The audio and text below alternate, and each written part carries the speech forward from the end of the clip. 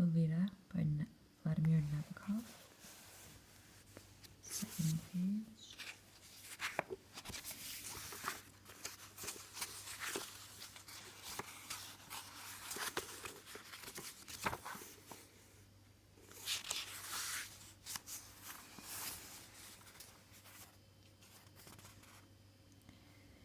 My very photogenic mother died in a freak accident picnic lightning when I was 3, and save for a pocket of warmth in the darkest past, nothing of her subsists within the hollows and dells of memory, over which, if you can still stand my style, I am writing under observation. The sun of my infancy had set.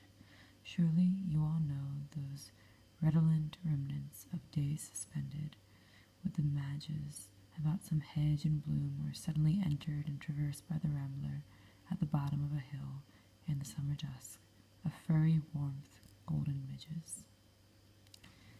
My mother's elder sister Sybil, whom a cousin of my father's had married and then neglected, served in my immediate family as a kind of unpaid governess and housekeeper. Somebody told me later that she had been in love with my father, and that he had light-heartedly taken advantage of it one rainy day and forgotten it by the time the weather cleared. I was extremely fond of her, despite the rigidity, the fatal rigidity, of some of her rules. Perhaps she wanted to make of me, in the fullness of time, a better widower than my father. Aunt Sybil had pink-rimmed azure eyes and a waxen complexion. She wrote poetry. She was poetically superstitious. She said she knew she would die soon after my 16th birthday, and she did. Her husband, a great traveler in perfumes, spent most of his time in America, where eventually he founded a firm and acquired a bit of real estate. I grew a happy, healthy child in a bright world of illustrated books, clean sand, orange trees, friendly dogs, sea vistas, and smiling faces. Around me, the splendid Hotel Marina revolved as a kind of private universe, a whitewashed cosmos within the blue, greater one that blazed outside. From the aproned pot scrubber to the flanneled potentate, everybody liked me. Everybody petted me. Elderly American ladies leaning on their canes listed toward me like towers of Pisa. Ruined Russian princesses who could not pay my father bought me expensive bonbons. He, Monsieur Petit Papa, took me out boating and biking, taught me to swim and dive, and water ski, read to me Don Quixote and Les Miserables, and I adored and respected him, and felt glad for him whenever I overheard the servants discuss his various lady friends, beautiful and kind beings who made much of me and cooed and shed precious tears over my cheerful motherlessness. I attended an English day school a few miles from home, and there I played rackets and fives and got excellent marks, and was on perfect terms with schoolmates and teachers alike.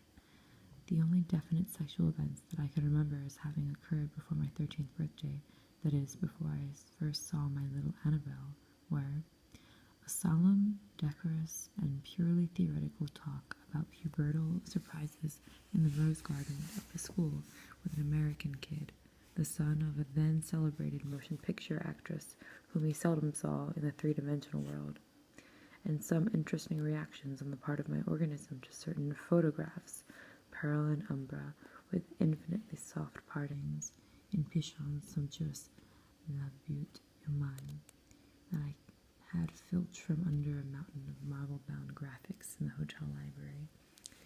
Later, in his delightful debonair manner, my father gave me all the information he thought I needed about sex. This was just before sending me in the autumn of 1923 to Lycée in Lyon, where we were to spend 3 winters. But alas, in the summer of that year, he was touring Italy with Madame de R. and her daughter, and I had nobody to complain to, nobody to consult. Annabelle was, like the writer, of mixed parentage, half English, half Dutch in her case. I remember her features far less distinctly today than I did a few years ago, before I knew Lolita. There are two kinds of visual memory.